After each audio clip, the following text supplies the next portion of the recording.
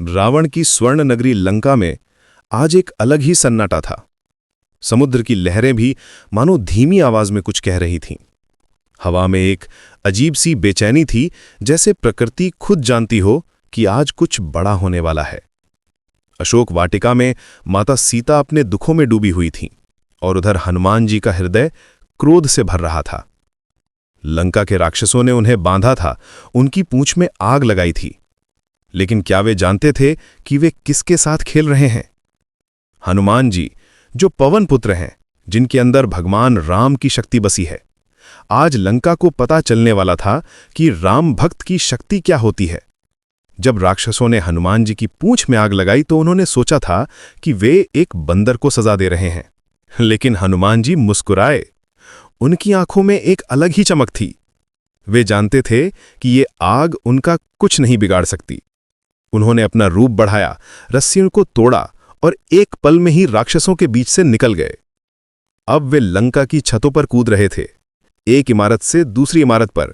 उनकी पूंछ में जलती हुई आग लंका के हर कोने को छू रही थी।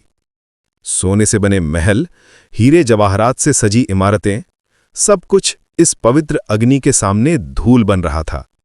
ये कोई साधारण आग नहीं थी, ये धर्म की आग थी, न्याय की आग थी। लंका की सुनहरी इमारतें एक के बाद एक जलने लगीं।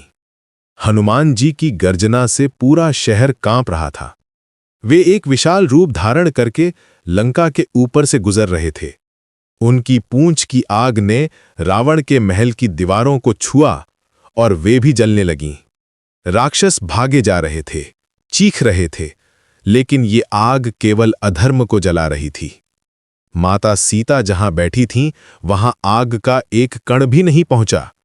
अशोक वाटिका में एक भी पत्ता नहीं जला। ये चमत्कार था, ये हनुमान जी की भक्ति का प्रमाण था। आग जानती थी कि किसे जलाना है और किसे बचाना है। पूरी लंका में आग की लपटें नाच रही थीं, लेकिन माता सीता के आसपास शांति का एक वृत्त था। रावण अपने सिंहासन पर बैठा ये सब देख रहा था। उसकी आंखों में डर था, गुस्सा था, लेकिन सबसे ज्यादा हैरानी थी। वह समझ नहीं पा रहा था कि ये कैसे हो रहा है।